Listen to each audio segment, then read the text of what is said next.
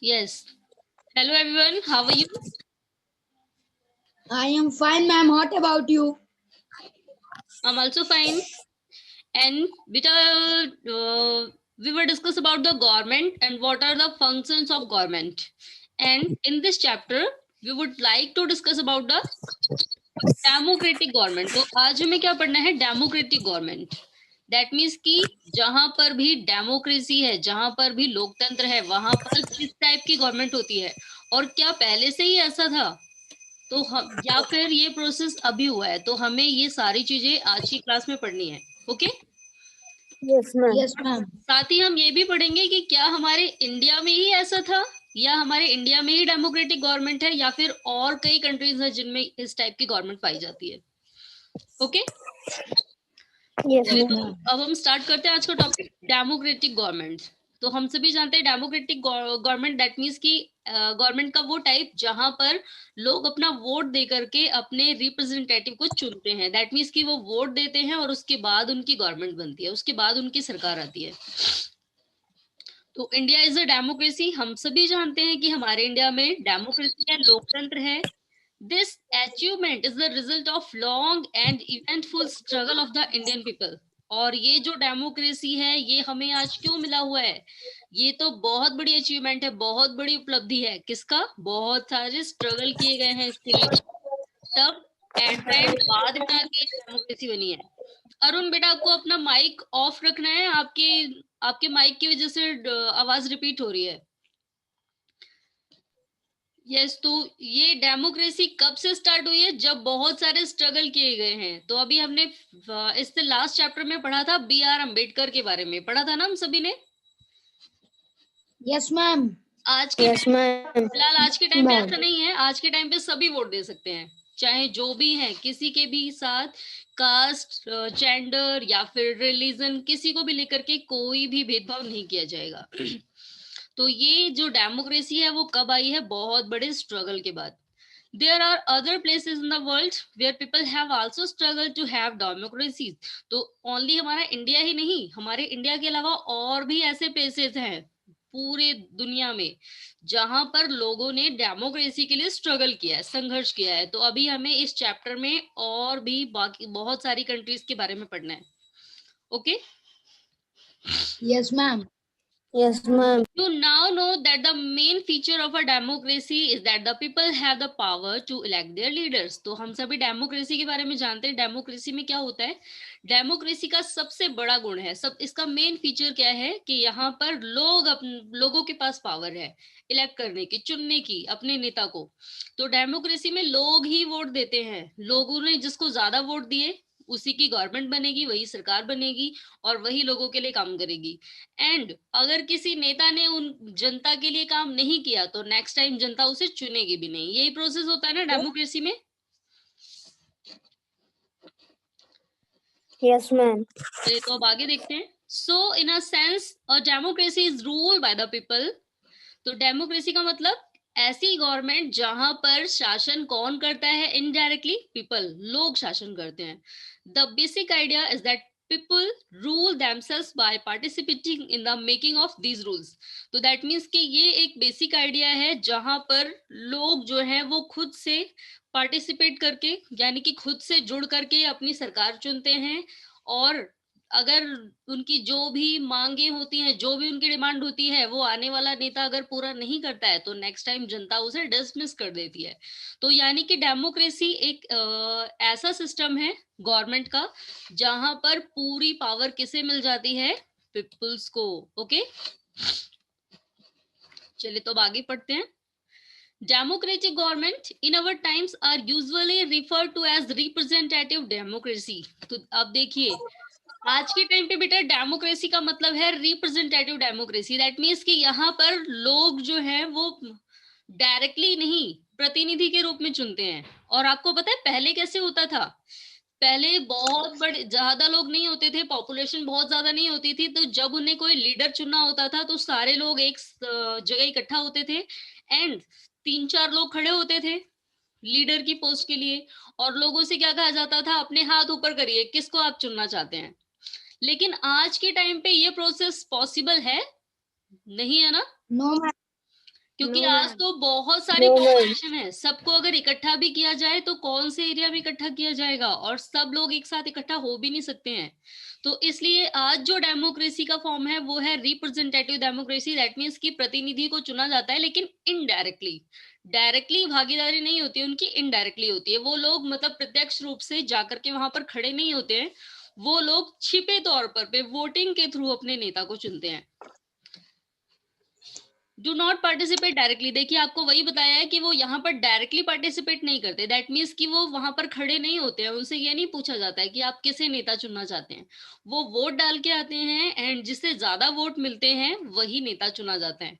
हाँ, अब इस डेमोक्रेसी में ये भी होता है कि बहुत सारे लोग जिसे नेता बनाना चाहते हैं वो नहीं बन पाता, क्योंकि ऐसा नहीं है कि जो पार्टी मेजोरिटी में होती है, जो पार्टी जीती है, ऐसा नहीं है कि सारे लोग उसे ही बनाना चाहते थे। ऐसा नहीं होता है ना। No, Yes, ma'am. ma'am. कुछ लोग ऐसे भी होते हैं जिसने दूसरे पार्टी को चुना है। तो ये देखिए, अब ये जो इनडायरेक्टली जो प्रोसेस है दैट मीन्स नेता चुनने की, तो यहाँ पर लोग जो है वो डायरेक्टली नहीं जुड़ते हैं, वो अपना वोट डाल करके उसके बाद अपने नेता को चुनते हैं। These representative meet and make decision for the entire population. तो यानी कि अब यहाँ पर देखिए क्या होता है, तो ये जो रिप्रेजेंटेटिव होते हैं दैट मीन्स कि वो प्रतिनिधि जिन्हें यहाँ की पीपल्स ने, जिन्हें यहाँ की जनता ने चुना है, वो क्या करते हैं, फिर वो चुन लिए जाते हैं, उनकी सरकार बनती है, गवर्नमेंट बनती है, और उसके बाद वो क्या करते हैं, डिसीजन लेते हैं एंटायर पॉपुलेशन, पूरी जनसंख्या के लिए उसके बाद वो डिसीजन लेते हैं। These days, a government cannot call itself democratic unless it allows what is known as universal adult fairness.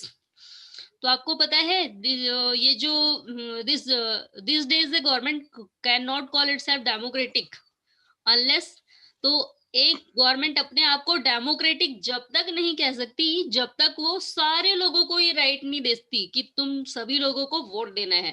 जैसे डेमोक्रेसी का मतलब होता है, डेमो मीन्स होता है पीपल्स एंड क्रेट मीन्स होता है क्रिएट, यानी कि बनाया, यानी कि लोगों के द्वारा बनाया गया। तो डेमोक्रेसी दैट मीन्स की ऐसी गवर्नमेंट जो लोगों के द्वारा बनाई गई है। तो बेटा अगर हम आज की बात को छोड़ दें, अगर हम बात करते हैं अभी B.R. अम्बेडकर के टाइम की, तो क्या अगर उस समय गवर्नमेंट चुनी जाती तो क्या हम उसे डेमोक्रेसी कह सकते थे? नो, नहीं कह No. सकते थे ना, क्योंकि उसमें कुछ Yes, लोगों का ma'am. वोट तो होता ही नहीं, कुछ लोगों को वोट देने का अधिकार दिया ही नहीं गया होता। तो यानी कि हम उसे डेमोक्रेसी नहीं कहते फिर, तब तो वो कोई और ही फॉर्म हो जाता गवर्नमेंट का। लेकिन अभी हमारे यहाँ पे डेमोक्रेसी है और यहाँ पर सभी को वोट डालने का अधिकार है, जिसे हम क्या कहते हैं, यूनिवर्सल एडल्ट फ्रैक्नेस, यानी कि सार्वभौमिक वयस्क मताधिकार। दैट मीन्स कि हमारे इंडिया में जो भी पर्सन है, चाहे वो किसी सेक्स को बिलोंग करता हो, चाहे किसी रिलीजन को बिलोंग करता हो, चाहे किसी कास्ट को बिलोंग करता हो, चाहे वो आदिवासी हो, चाहे कोई भी हो, अगर वो 18 की ईयर क्रॉस कर चुका है तो वो वोट दे सकता है। Okay, Yes, ma'am. ये जो आपका न्यू वर्ड आया है ना, यूनिवर्सल एडल्ट फ्रैक्नेस, इसका मतलब होता है सार्वभौमिक वयस्क मताधिकार, यानी कि इंडिया में रहने वाले हर एक नागरिक को अगर वो 18 की ईयर क्रॉस कर चुका है तो वो वोट डाल सकता है। Okay, Yes, ma'am. इसका मतलब देखिए आपको दिया भी हुआ है, this means that all adults in the country are allowed to vote. तो इसका मतलब क्या है कि सारे एडल्ट, दैट मीन्स कि मैंने अभी आपको बताया जो 18 की ईयर क्रॉस कर चुके हैं वो सभी वोट डाल सकते हैं। फिलहाल आप लोग अभी नहीं वोट डाल सकते हैं, आपको वेट करना है 18 कंप्लीट होने का, उसके बाद आप लोग वोट डाल सकते हैं। Okay, Yes, ma'am. अभी आप में से कोई भी नहीं वोट डाल सकता है। चलिए तो अब आगे देखिए, अब आगे क्या दिया हुआ है, but it was not always like this, लेकिन हमेशा से ऐसा नहीं था। आज के टाइम पे तो हर नागरिक को वोट डालने का अधिकार है, किसी से नहीं पूछा जाता तुम कौन सी कास्ट के हो, तुम कौन से रिलीजन के हो, तुम कौन से एरिया से हो, कुछ भी नहीं पूछा जाता, सब लोग वोट डाल सकते हैं। लेकिन हमेशा से ऐसा नहीं था। Can you believe that there was a time when governments did not allow women and poor to participate in election? तो क्या आपको भरोसा हो सकता है कि एक ऐसा भी टाइम था, बेटा B.R. अम्बेडकर की स्टोरी तो हम पढ़ चुके हैं, लेकिन उससे भी पहले एक टाइम ऐसा था जब पुअर पर्सन को, दैट मीन्स कि जो गरीब थे, एंड औरतों को, वुमेन्स को वोट डालने का अधिकार नहीं था, उन्हें सारे लोगों से मिलने भी नहीं दिया जाता था। In their earliest forms, governments allowed only men who owned property and were educated. तो आपको पता है पहले वोट कौन डाल सकता था? ऐसे पर्सन, केवल मैन, एंड वो भी ऐसे मैन जिनके पास आउन प्रॉपर्टी, अपना खुद का प्रॉपर्टी हो, और जो एजुकेटेड हो, जो पढ़े लिखे हो। तो पहले के टाइम पे किसी भी गरीब को, दैट मीन्स कि जिसके पास अपनी खुद की प्रॉपर्टी नहीं होती थी, और महिलाओं को, और इसके अलावा जो पढ़े लिखे नहीं थे, तो इन सभी को वोट नहीं डालने दिया जाता था। तो अब देखिए कौन कौन से लोग थे जो वोट नहीं डालते थे? Women, poor and propertyless and uneducated, इन सभी को नहीं अलाउ था, नॉट अलाउड टू वोट। तो ये सभी वोट नहीं डाल सकते थे। The country was governed by the rules and regulation that this few men made. तो यानी कि अब आप देखिए जो सरकार बनी है वो सब लोगों ने तो चुनी नहीं है, तो कितने लोगों के लिए काम करेगी वो? फिर केवल कुछ लोगों के लिए ना।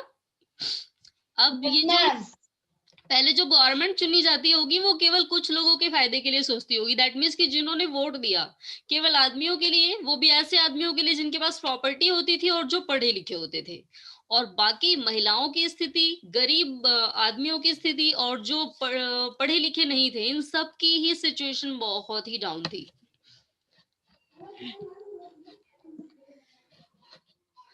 अब नेक्स्ट यहाँ देखिए, in India before independence only a small minority was allowed to vote.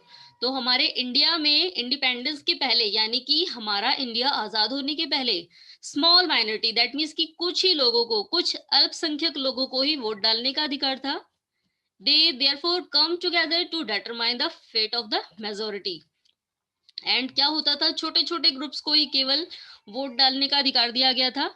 Several people, including Gandhiji, were shocked at the unfairness of these practice and demanded that all adults have the right to vote. और आपको पता है गांधी जी ने जब ये सब देखा ना, ये तो वो शॉक्ड हो गए, हैरान हो गए अनफेयरनेस प्रैक्टिस से। दैट मीन्स कि ये जो अनफेयरनेस, जो बिल्कुल ठीक नहीं थी, गलत नीति के खिलाफ। तो इन्होंने क्या डिमांड की? इन्होंने डिमांड किया कि ऑल एडल्ट्स को have the right to vote, यानी कि सारे वयस्क आदमियों को वोट डालने का अधिकार होना चाहिए। तो सबसे पहली डिमांड रखी थी गांधी जी ने हमारी गवर्नमेंट के सामने, and this is known as universal adult franchise. तो यूनिवर्सल एडल्ट फ्रैक्टिस यानी कि गांधी जी ने क्या कहा था कि हमारे एरिया के, हमारे इंडिया के हर एक पर्सन को, जो भी वयस्क हैं, दैट मीन्स कि जो भी 18 साल के हैं, उन सभी को वोट डालने का अधिकार दिया जाना चाहिए। और देखिए गांधी जी ने केवल कहा ही नहीं, उन्होंने डिमांड ही नहीं की। Writing in a journal young India 1931, तो उन्होंने अपनी एक बुक लिखी थी, जर्नल यंग इंडिया। इसमें गांधी जी ने क्या कहा था? I can not possibly bear the idea that a man who has got wealth should have to the vote. तो अब ये क्या कह रहे हैं? गांधी जी ने क्या कहा था? मैं बिल्कुल भी बेयर नहीं कर सकता, मैं बिल्कुल सहन नहीं कर सकता एक ऐसा विचार जहां पर केवल आदमी को इसलिए वोट देने का अधिकार दिया जा रहा है क्योंकि उसके पास वेल्थ है, उसके पास धन है। तो केवल धन को देखते हुए, केवल पैसों को देखते हुए आदमी को वोट देने का अधिकार दिया जा रहा है, ये मैं सहन नहीं कर सकता। But that a man who has got character but no wealth or literacy should have no vote. अब आगे क्या बोलते हैं कि एक ऐसा आदमी जिसका चरित्र बहुत अच्छा है, जिसका कैरेक्टर बहुत अच्छा है, अगर उसके पास धन नहीं है और वो पढ़ा लिखा नहीं है, तो क्या उसे वोट नहीं डालने देना चाहिए?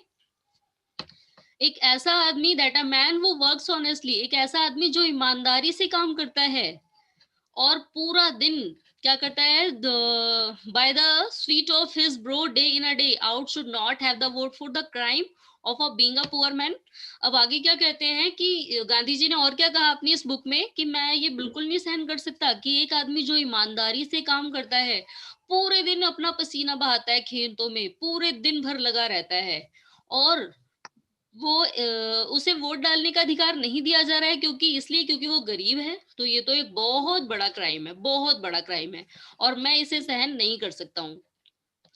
तो देखिए अब गांधी जी ने क्या कहा, पढ़ा आप सभी ने?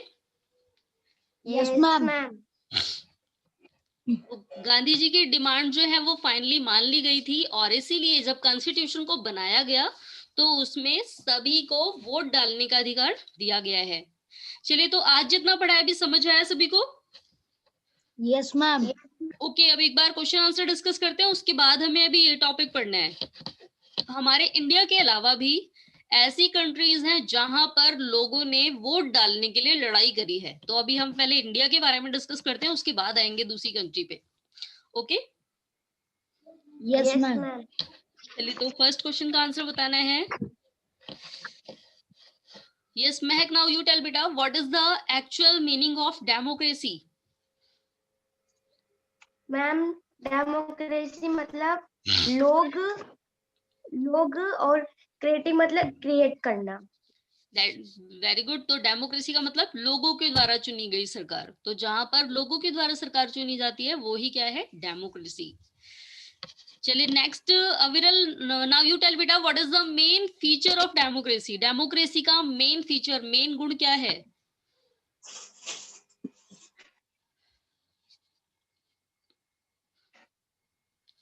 यस अविरल। मैम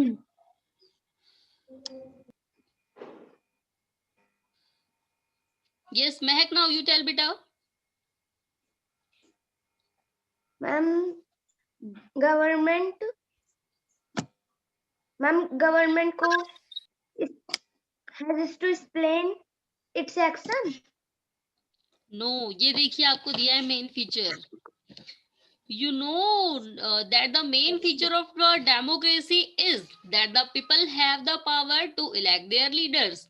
तो यहाँ पर इसका मेन फीचर क्या है कि यहाँ पर पूरी पावर लोगों के पास है कि वो अपना नेता चुन सके। Okay, yes ma'am. चलिए next, Arun, now you tell बेटा, आप ये बताएंगे बिफोर द इंडिपेंडेंस यानी कि आजादी के पहले किन किन लोगों को वोट देने का अधिकार नहीं था? Ma'am democracy people. नो बेटा, आपसे ये पूछा गया कि आजादी के पहले कौन कौन से लोग वोट नहीं दे सकते थे, किन किन लोगों को वोट देने का अधिकार नहीं दिया गया था? Yes Mahak, now you tell. Ma'am, जो गरीब वुमेन्स और जो गरीब पीपल थे मैम उन्हें। यस, तो जो गरीब लोग थे, औरतें थी, और इसके अलावा जो पढ़े लिखे नहीं थे, इन सभी को वोट देने का अधिकार नहीं था। और मैम जिसके पास प्रॉपर्टी नहीं थी उसको भी। यस, चलिए तो अब आगे देखते हैं। अब एक टॉपिक हमारा रहता है अभी कि हमारे इंडिया के अलावा क्या और भी कोई ऐसी कंट्रीज थी जहां पर डेमोक्रेसी के लिए डिमांड की गई है? तो now here in the world have government willingly shared power all over Europe and USA. तो ये देखिए, हमारे दुनिया में और भी ऐसे इलाके हैं जहां पर गवर्नमेंट को वोट डालने के लिए डिमांड की गई है। कौन कौन से एरिया हैं? Europe and USA.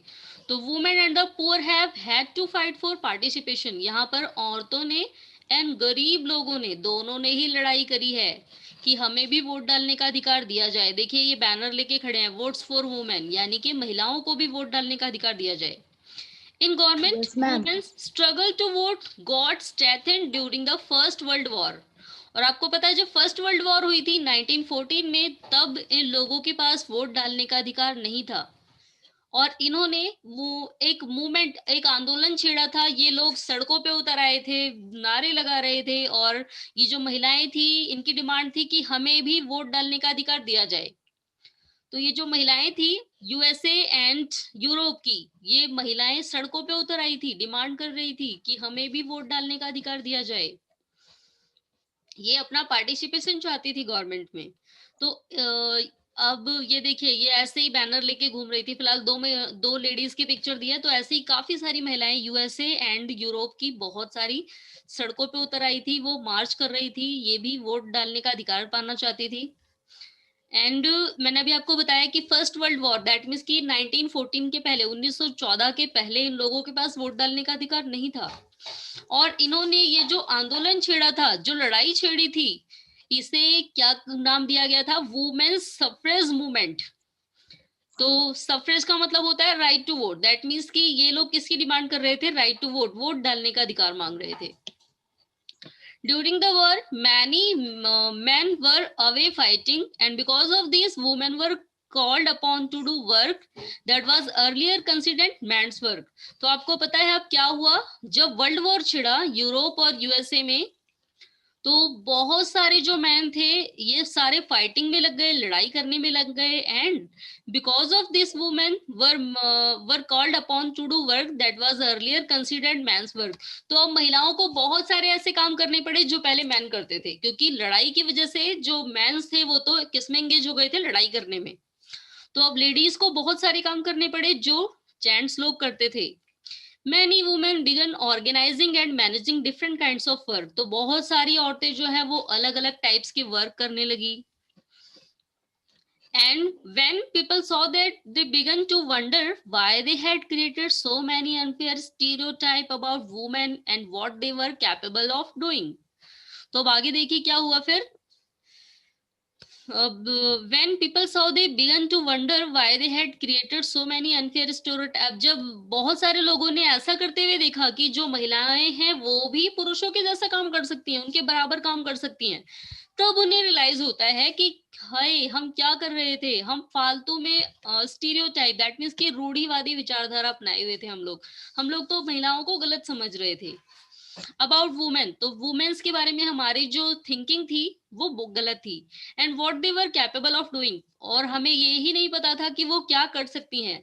So women began to seen as being equally capable of making decision. तो अब महिलाओं को भी बराबर का दर्जा दिया जाने लगा, उन्हें भी डिसीजन लेने के लिए कैपेबल समझा जाने लगा, योग्य समझा जाने लगा। तो this suffragettes demanded the right to vote for all women and get their demands here they changed themselves to railings and public places। तो अब ये जो डिमांड की गई थी, इन लोगों ने जो ये मूवमेंट छेड़ा था, जो आंदोलन छेड़ा था, जिस आंदोलन में ये लोग डिमांड कर रहे थे right to vote for all, सबके लिए वोट की डिमांड कर रहे थे। तो ये जो चेंज थी, रेलिंग थी, दैट मीन्स कि ये जो चेंज चली जा रही थी लड़ाई करने की पब्लिक प्लेसेस पे, हर पब्लिक प्लेसेस पे ये लोग धरना देते थे। तो अब क्या हुआ? Many suffragettes were improvised and went on hunger strike and they had to be fed by force. अब आपको पता है बहुत सारी जगह पर जहां पर महिलाओं की नहीं सुनी गई, वहां पर क्या हुआ? बहुत सारी महिलाओं को जेल में डाल दिया गया था, कुछ लोगों को आंदोलन करने के पहले। तो and went on hunger strike and they had to be fed by force. तो इनमें से बहुत सारी महिलाओं ने क्या किया? ये हंगर स्ट्राइक पे चली गई। इन्होंने कहा हम ना तो कुछ खाएंगे, ना अपने बच्चों को खिलाएंगे, ना किसी और को देंगे। तो ये लोग हंगर स्ट्राइक पे चली गई। American women got the right to vote in 1920, और फाइनली 1920 तक आते आते अमेरिकन वुमेन को राइट टू वोट, वोट डालने का अधिकार मिल गया। तो इन्हें देखिए कितनी लंबी लड़ाई करनी पड़ी है। पहले ये लोग आंदोलन छेड़ते थे, बहुत सी महिलाओं की डिमांड जब नहीं पूरी की गई तो बहुत सारी महिलाओं को जेल भेज दिया गया था, तो ये लोग हंगर स्ट्राइक पे चली गई। फिर क्या हुआ? इन्होंने क्या किया? हंगर स्ट्राइक कर दी। दैट मीन्स कि इन्होंने अब ये कहा कि ना तो हम खाना बनाएंगे ना खाएंगे, और एट द एंड 1920 में इनकी डिमांड मान ली गई, और 1920 में अमेरिकन वुमेन को ये राइट मिल गया कि वो लोग भी वोट दे सके। एंड आपको पता है यूके यानी कि लंदन, जिसे हम आज लंदन के नाम से जानते हैं, तो यहाँ पर वुमेन्स को, सॉरी इंग्लैंड, लंदन ने इंग्लैंड, तो यहाँ पर वुमेन्स के पास वोट डालने का अधिकार नहीं था, और इन्हें कब मिला है? 1928 में। Okay, yes ma'am. चलिए, तो यानी कि आज आपको पता लग गया कि केवल हमारा इंडिया ही नहीं, बहुत सारी ऐसी कंट्रीज है जहां पर वोट डालने का अधिकार नहीं था महिलाओं के पास, जहां पर भेदभाव किया जाता था। चलिए, तो ये चैप्टर हमारा कंप्लीट हो चुका है। अब नेक्स्ट क्लास में हम सभी को एक्सरसाइज डिस्कस करनी है। Okay, yes ma'am.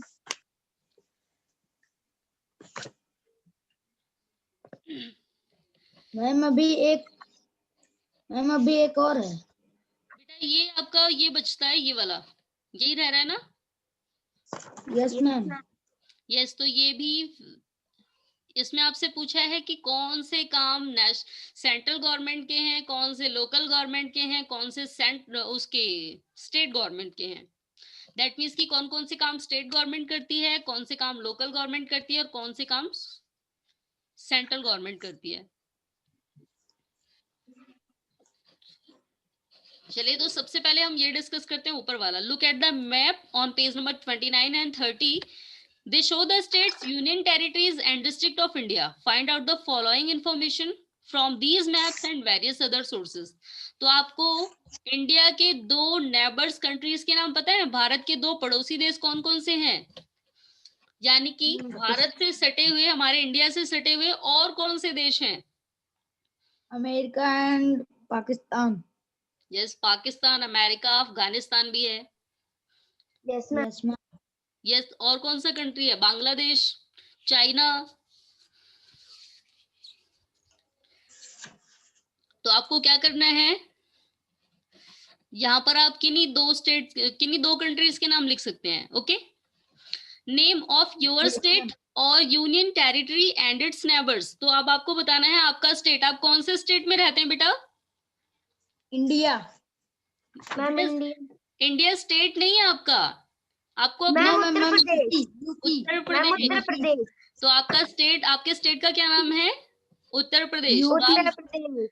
तो आप स्टेट में रहते हैं, इसलिए आप स्टेट को टिक करके उत्तर प्रदेश लिखेंगे। आप यूनियन टेरिटरी, दैट मीन्स कि केंद्र शासित प्रदेश में नहीं रहते हैं, आप स्टेट में रहते हैं। तो आपको स्टेट को टिक करना है और यहाँ पर लिखना है कि कौन से स्टेट में रहते हैं। अब आप साथ में आपसे ये भी पूछा गया है कि आपके उत्तर प्रदेश से ही सट के और कौन से स्टेट हैं जो आपके पड़ोसी हैं। दैट मीन्स कि सबसे पहले आप कहाँ पर जा सकते हैं उत्तर प्रदेश के अलावा? Bihar. Bihar, yes. And Jharkhand. Ma'am yes ma'am Delhi. Yes, ma'am Delhi भी जा दिल्ली। सकते हैं। राजस्थान, हरियाणा। राजस्थान। मैम मध्य प्रदेश। यस, मध्य प्रदेश भी। चलिए अब आगे देखते हैं। Name of your district and its neighbours. अब आपको अपने डिस्ट्रिक्ट का नाम पता है, अपने जिला का? आप कौन से डिस्ट्रिक्ट में रहते हैं? Yes ma'am. मैम बस्ती। यस, बस्ती लिखना है अब आपको। अब आपको ये बताना है कि बस्ती से सट करके और कौन सा डिस्ट्रिक्ट है? Gonda. Yes, Faizabad. Yes, Gonda Yes, है, तो ma'am. आप लिख सकते हैं। ठीक है, अब ma'am Faizabad. Routes from your district to the national capital. अब आपको ये लिखना है कि जब आप अपने डिस्ट्रिक्ट से नेशनल कैपिटल की तरफ जाएं, नेशनल कैपिटल पता है आपको कौन सी है? हमारे पूरे इंडिया की कैपिटल कौन सी है? मैम दिल्ली। यस, दिल्ली। तो अब आपको Yes, ये ma'am. बताना है कि जब आप उत्तर प्रदेश से दिल्ली की तरफ जाएंगे तो कौन कौन से स्टेट आपको मिलेंगे रास्ते में।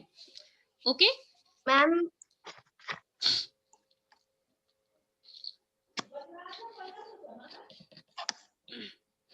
गाजियाबाद, लखनऊ और उसके बाद बाराबंकी, हापुड़। Yes ma'am. पता नहीं क्या क्या पड़ता है, खैर मुझे भी नहीं याद है पूरा। मैम और कुछ नहीं पढ़ता। और कुछ नहीं पड़ता। चलिए, तो आपको ये लिखना है। तो ये आज का आपका होमवर्क है। पेज आपको ये इन 4 क्वेश्चन के आंसर लिखने हैं और ये हम नेक्स्ट डिस्कस करेंगे नेक्स्ट क्लास में। तो हमें नेक्स्ट क्लास में डिस्कस करना है कि कौन कौन से काम कौन सी गवर्नमेंट के हैं। Okay, yes ma'am. ये वाला वर्क कौन किस में आएगा, ये वाला वर्क किस में आएगा, तो ये सारा ही हम डिस्कस करेंगे नेक्स्ट क्लास में। तो ये आज का आपका होमवर्क है, ये आप सभी को करके सबमिट करना है। Okay, yes ma'am. तो आज जो पढ़ा है सभी को समझ आया? Yes ma'am. तो देखिए, हम अपने इस चैप्टर में बहुत सारी चीजें पढ़ चुके हैं। हमने पढ़ा है गवर्नमेंट क्या है, गवर्नमेंट के काम क्या क्या है, गवर्नमेंट के कितने लेवल होते हैं, और ये गवर्नमेंट कब बनी, हमें डेमोक्रेसी कहाँ से मिली, कितनी लड़ाइयाँ हुई। ये सारी चीजें आपको इस चैप्टर को पढ़ने से पहले पता था नहीं ना? No ma'am. देखिए, अब हमें इस चैप्टर के थ्रू कितनी सारी जानकारियां मिली हैं। चलिए, एक बार क्वेश्चन आंसर डिस्कस कर लेते हैं फिर से। तो अंश, नाउ यू टेल बेटा, what are the 3 levels of government. हमारी गवर्नमेंट के 3 लेवल कौन कौन से हैं? Local government and state government and central government. Very good. चलिए अब नेक्स्ट क्वेश्चन का आंसर अविरल आप बताएंगे बेटा। What are the works of government, government क्या क्या काम करती है?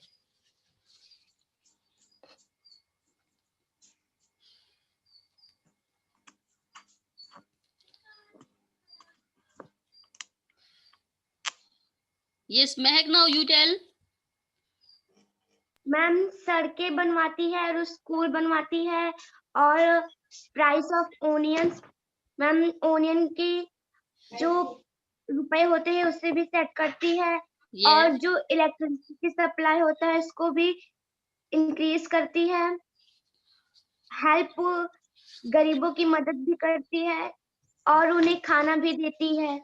यस, तो देखिए और कितनी मैम सारी चीजें गन्ने और मैम गन्ने का पैसा भी यस, भेजती है। यस मैम, जो किसान है गन्ने का उन्हें लोन भी दिलवाती है। दैट मीन्स कि जो गरीब किसान है जो खेती नहीं कर पाते हैं उनको लोन्स भी प्रोवाइड कराती है।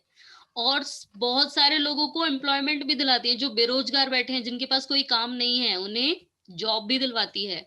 और इसके अलावा और क्या करती है, जो बच्चे हैं और जिनके मम्मी पापा उन्हें पढ़ा नहीं सकते उन बच्चों के लिए फ्री एजुकेशन की स्टार्ट किया गया है। दैट मीन्स कि जो बच्चे 5 to 14 ईयर्स के हैं उन्हें फ्री में स्कूल पढ़ाया जाएगा, फ्री में बुक्स प्रोवाइड की जाएंगी, है ना। सर्व शिक्षा यस अभियान शुरू किया गया, सर्व शिक्षा अभियान, सब पढ़े सब बढ़े। तो ये स्कीम क्यों स्टार्ट की गई थी, ताकि सभी पढ़ सकें फ्री में। और बहुत सारे एरिया में स्कूल भी खुलवाए गए हैं, मेडिकल हॉस्पिटल भी खुलवाए गए हैं, तो सभी को ट्रीटमेंट कराना, सभी का इलाज और मैम कराना, ये सारी चीजें कौन और देखता है? यस अंश, गवर्नमेंट, गवर्नमेंट। Ma'am government. और हमारे एरिया में जो पानी आता है वो पानी सही है या नहीं है ये भी गवर्नमेंट ही देखती है हमारी। रूल्स एंड रेगुलेशंस भी बनाती है कि कोई एक दूसरे के साथ बुरा बिहेव ना करे, कोई क्राइम ना करे, कोई किसी का मर्डर ना करे। ये सारी चीजें भी मैम कौन कंट्रोल करता है? झगड़ा लड़ाई ना करे। यस, कोई झगड़ा लड़ाई ना करे। और सबको एक दूसरे के बराबर बनाना, दैट मीन्स कि किसी के साथ कोई बुरा बिहेव ना करे, ये सारी चीजें गवर्नमेंट ही देखती है हमारी। लेकिन मोनार्ची में ऐसा नहीं होता था। जो राजा होता है ना उसको कोई चीजें नहीं ध्यान रखनी होती थी कि क्या करना है क्या नहीं करना है। राजा, जरूरी नहीं है कि जो किंग होता है वो अपनी प्रजा के भलाई के लिए काम करे। बहुत बार राजा बहुत अत्याचारी होते थे, वो प्रजा पे ध्यान ही नहीं देते थे, लेकिन उनसे कोई पूछने वाला नहीं होता। लेकिन गवर्नमेंट में क्या ये होता है, यहाँ गवर्नमेंट के सामने जो पीपुल्स हैं वो डिमांड रख सकते हैं कि आपने क्यों हमारी चीजें पूरी नहीं की। क्योंकि उन्हें ये लगता है ना कि हमने नेता को चुना है तो ये हमारे लिए काम करेगा, और अगर हमारे लिए नहीं करेगा ना तो हम नेक्स्ट टाइम दूसरे नेता को चुन लेंगे। चलिए बेटा, तो अब नेक्स्ट क्लास में हम सभी को ये टॉपिक डिस्कस करना है, एंड साथ ही हम क्वेश्चन आंसर्स भी डिस्कस करेंगे। Yes ma'am. Okay, yes ma'am. चलिए तो फिर आज के लिए इतना ही। Okay, good bye everyone. Good bye ma'am good ma'am. Bye, ma'am good bye. Good bye बेटा।